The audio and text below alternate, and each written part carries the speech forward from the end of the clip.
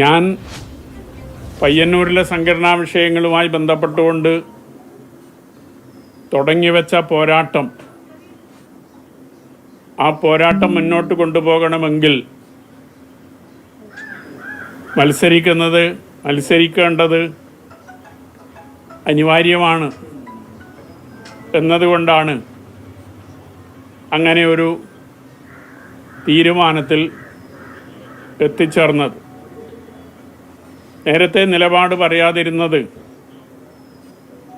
ഇത്രയും ആരോപണങ്ങൾക്ക് വിധേയനായ ഒരു വ്യക്തിയെ വീണ്ടും പയ്യന്നൂരിൽ സ്ഥാനാർത്ഥിയായി മത്സരിപ്പിക്കാൻ ഇടതുപക്ഷം സന്നദ്ധമാകില്ല എന്ന വിശ്വാസത്തിലാണ്.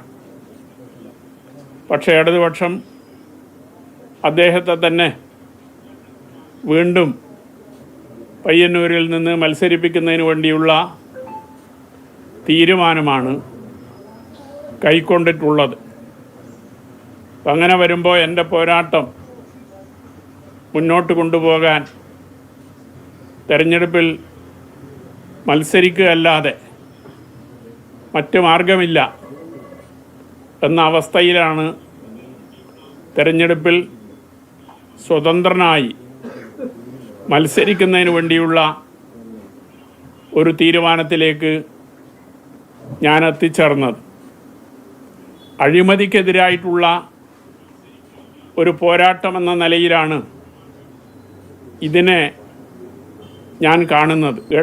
ഇടതുപക്ഷ മനസ്സുള്ള ഒരാൾക്ക് എങ്ങനെയാണ് രക്തസാക്ഷി ഫണ്ട് അപഹരിക്കാൻ സാധിക്കുക?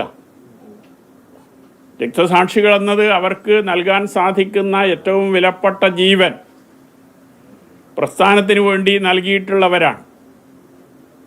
അങ്ങനെ നൽകിയവരുടെ കുടുംബം അനാഥമാകാൻ പാടില്ല എന്ന നിലയിലാണ് രക്തസാക്ഷി കുടുംബങ്ങളെ സഹായിക്കുന്നതിന് വേണ്ടി ഫണ്ട് പിരിക്കുന്നതിന് എല്ലാ കാലത്തും ഇടതുപക്ഷം സന്നദ്ധമായിട്ടുള്ളത്.